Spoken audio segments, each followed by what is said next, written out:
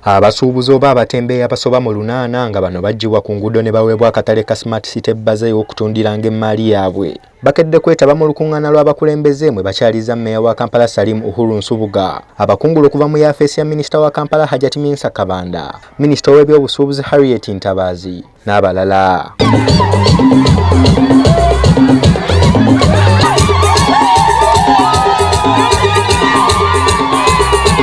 Ssentebe w'ekitundu kino bw'abadde ayogerako gye bali yeebazizza Pulezidenti Museveni olw'okuwa abatembeeyi bano ew'okukolera, kyokka ne yennyamira olw'abamu ku bakulembeze okukotoggera abalonzi baabwe nga babalemesa enteekateeka nga zino.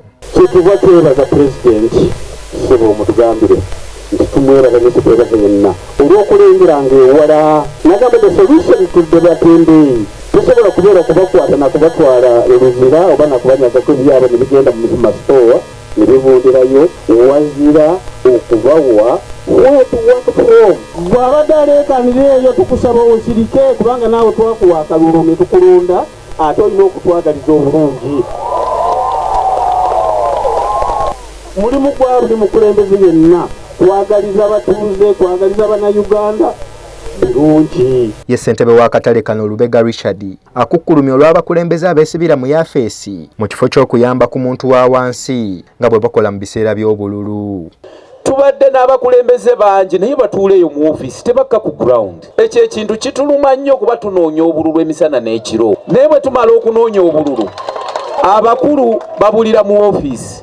Ono era agamba nga abatembeeyi basaanye baweebwa ensimbi mu ssako zaabwe kibasobozesa okwekulaakulanya ku magoba amasaamusaamu, era ng'ono avumiridde n'enkwatibwa y'abannaabwe abasaba ensimbi ennyingi. Tukooye buno bussako obutuyingirira ne butuwa obusente obutonotono ate ne batuwa amagoba g'ebigise nnyo. Twagala okubeera ne banka eyaffe ey'abatembeeyi. Tusaba otulwaneko nnyo.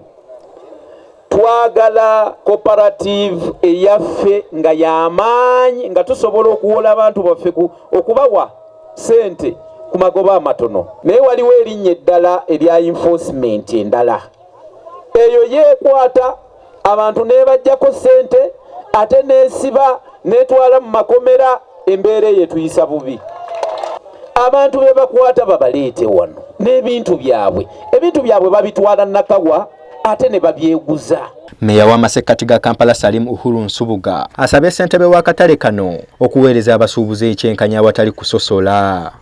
Nze kyensaba muganda wange Lubega, beera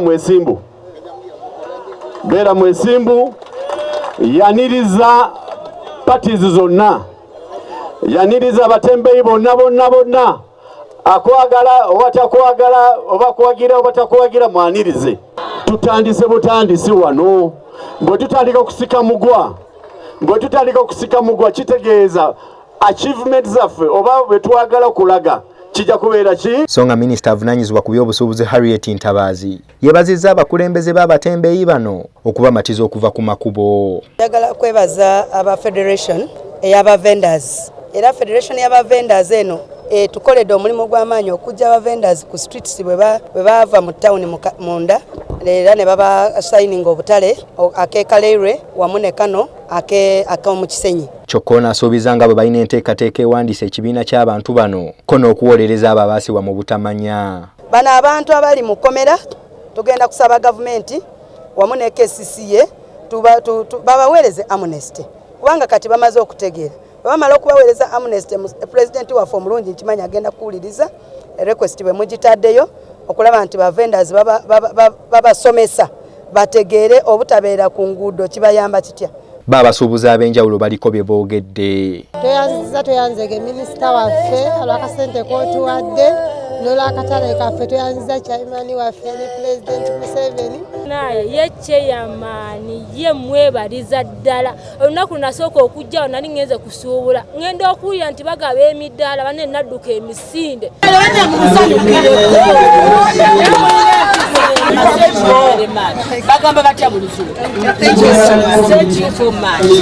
Lubega Sadat yabaddeyo ku Lwadde TV ya Masukulu.